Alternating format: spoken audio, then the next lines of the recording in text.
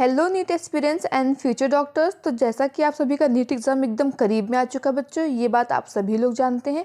लेकिन अभी भी कुछ बच्चे ऐसे हैं जो कंफ्यूज हैं कि वो नीट एग्ज़ाम में ओएमआर शीट को कैसे फिल करें या फिर वो क्वेश्चंस को किस अकॉर्डिंग अटेम्प्ट करें। यानी सेक्शन ए सेक्शन बी को लेके बहुत से बच्चों में कन्फ्यूज़न है और साथ ही साथ उन्हें ओएमआर में कैसे आंसर्स फिल करना है वो इस बात को भी लेके कन्फ्यूज़ हैं। तो बहुत से बच्चे क्या करते हैं कि वो पहले क्वेश्चंस पढ़ते चलते हैं, आंसर्स टिक करते चलते हैं। और बहुत से बच्चे क्या करते हैं कि पहले क्वेश्चंस पढ़ लेते हैं, क्वेश्चंस को बुकलेट में टिक कर लेते हैं, बट आंसर शीट ओएमआर एकदम लास्ट में भरते हैं। तो बच्चों ये गलती बिल्कुल मत कीजिए, क्योंकि कई बार क्या होता है कि आपके पास लास्ट में बहुत कम टाइम होता है आप ओएमआर फिल करने के लिए। तो आपको जो आंसर्स आते हैं आप इतना पैनिक हो जाते हैं एंड में कि आप वहीं गलती कर देते हैं। तो ये लास्ट वाला ऑप्शन आप बिल्कुल भी मत अपनाइएगा। तो चलिए मैं आपको कुछ इंपॉर्टेंट इंस्ट्रक्शंस बता देती हूँ।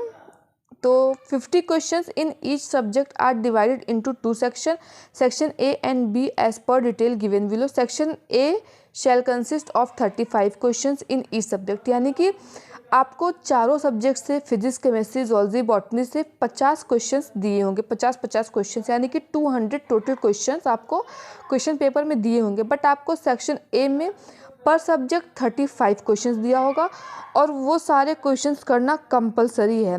यानी कि आपको सेक्शन ए के सारे क्वेश्चंस अटेम्प्ट करना कंपलसरी है।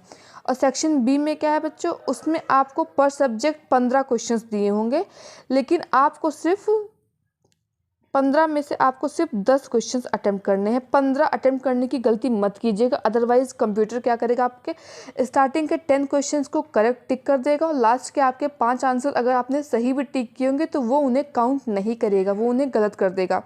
तो इसीलिए आपको जो 15 में जो 10 अच्छे से आते हो, सिर्फ 10 ही क्वेश्चंस आपको सेक्शन बी में पर सब्जेक्ट के अकॉर्डिंग फिल करना है। तो आगे बढ़ते हैं बच्चों।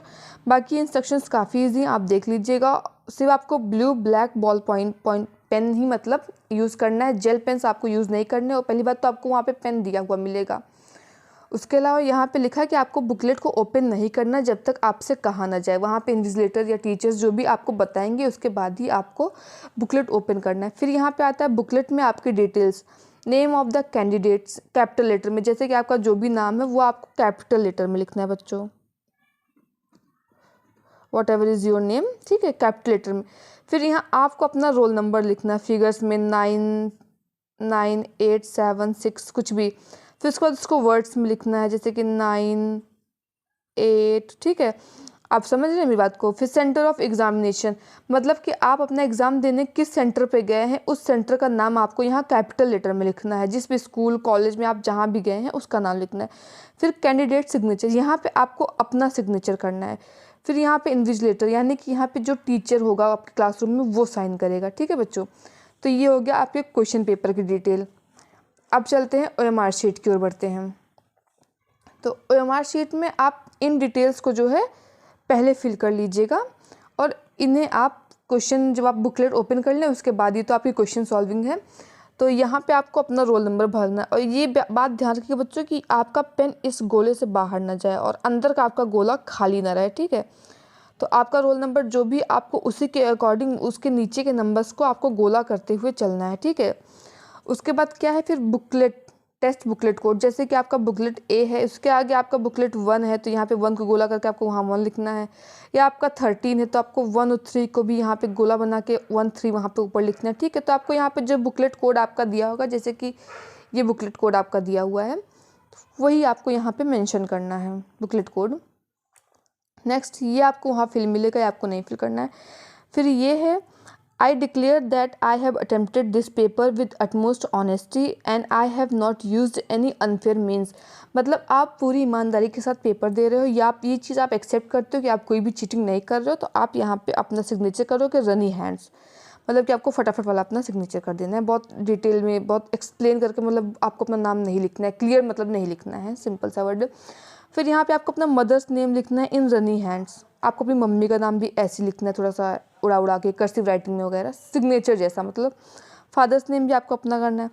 फिर candidates left hand thumb impression, वहाँ पे आपको इंक दी जाएगी जिससे कि आपको यहाँ पे अपना लेफ्ट हैंड का थंब इम्प्रेशन लगाना है, ओके। फिर ये सब आपके टीचर का काम है, इसमें आपको कुछ भी नहीं करना है बच्चों। फिर ये रहे आपके आंसर्स वाले ऑप्शंस, जहाँ पे आपको अपने आंसर्स फिल करने हैं। तो रही बात option number section number A की, तो सेक्शन नंबर ए में आपको सभी अटेम्प्ट करना है, ये कंपलसरी, इसमें आपको कुछ भी नहीं छोड़ना है बच्चों। और रही बात सेक्शन नंबर बी की, तो इसमें आपको चारों सब्जेक्ट्स में आपको 15 में से सिर्फ 10 क्वेश्चंस ही अटेम्प्ट करने, सारे अटेम्प्ट नहीं करने, मैं पहले बता चुकी हूँ, गलत हो सकता है। तो आप अपने क्वेश्चंस को साथ साथ जैसे कि आपने बुकलेट स्टार्ट किया तो आप अपने क्वेश्चंस को यहाँ पे मार्क करते चलिएगा, जैसे मार्क करते चलिएगा। और अगर आप श्योर हैं तो आप जैसे बताती हूँ, जैसे कि आपको 25 का आंसर आपको पता है 3, तो आप यहाँ पे एक ऐसे डॉट रख दीजिएगा छोटा सा। अगर उसके बाद आपको लग रहा है कि आपका 3 आंसर सही नहीं है, आपका आंसर 4 गलत होगा, तो आप 4 पे गोला बनाइए एकदम श्योरिटी के साथ। तो ये जो थोड़ा सा डॉट है ये कंप्यूटर स्कैन नहीं कर पाएगा, बट ऐसे आप क्वेश्चन के साथ साथ अपने इस पे ओएमआर शीट पे डॉट बनाते चलिए, ताकि आपको फिल करने में ईजी हो। अगर आप पूरा काम एक साथ लास्ट के लिए रख देंगे तो आपको फिर डिफ़िकल्टी हो सकती है, आपका आता हुआ क्वेश्चन भी गलत हो सकता है। तो बच्चों ये गलती मत करके एग्ज़ाम में। सो आई होप आपको ये वीडियो समझ में आई होगी बच्चों, मैंने आपको काफ़ी डिटेल में एक्सप्लेन किया। आई होप आपको इस वीडियो से काफ़ी हेल्प मिले। बाकी thank you so much and all the best for your exam, अच्छे से करके आइएगा। Good luck for your exam.